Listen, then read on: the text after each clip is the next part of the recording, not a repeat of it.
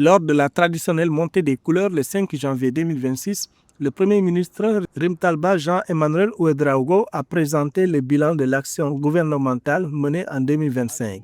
Il a réaffirmé l'engagement de l'exécutif à poursuivre les réformes en ligne avec la vision du président du Faso, le capitaine Ibrahim Traoré. Durant l'année 2025, la primature a traité un nombre conséquent de 6 253 dossiers. Le taux d'exécution physique des activités de la primature est estimé à 66,26% à la fin septembre. La consolidation des réalisations des structures a atteint un taux final de 90% au 31 décembre 2025, le Premier ministre saluant l'engagement de ses collaborateurs.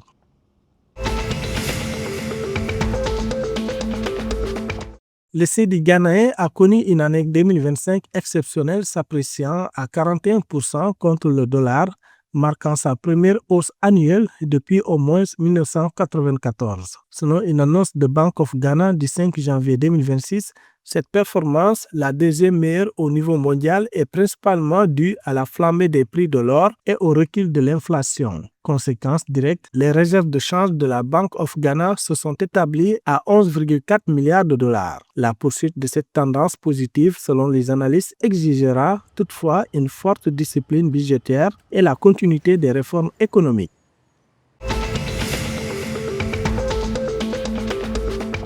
Le gouvernement du Niger a officialisé le 3 janvier 2026 les prix du gaz domestique applicables sur l'ensemble du territoire national. La bouteille de 6 kg est désormais fixée à 1 800 francs CFA et celle de 12 kg à 3 750 francs CFA.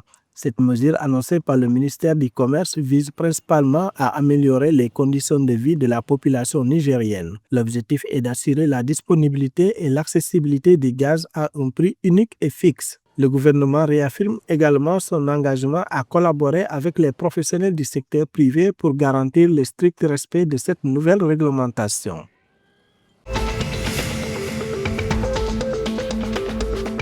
En Guinée-Bissau, le gouvernement de transition a annoncé le 5 janvier 2026 l'adoption de mesures strictes pour renforcer la sécurité routière dans tout le pays. La principale mesure consiste à mettre fin à la délivrance et à l'utilisation abusive du document Free Transit, souvent utilisé pour échapper au contrôle de police. Désormais, le transit gratuit ne sera toléré que pour des activités spécifiques et limitées dans le temps avec des conditions de circulation bien définies. L'exécutif a donné un ultimatum de 5 jours aux conducteurs pour régulariser leur situation. Cette décision vise à réduire de nombreux accidents de la route, souvent causés par le manque de maîtrise des conducteurs.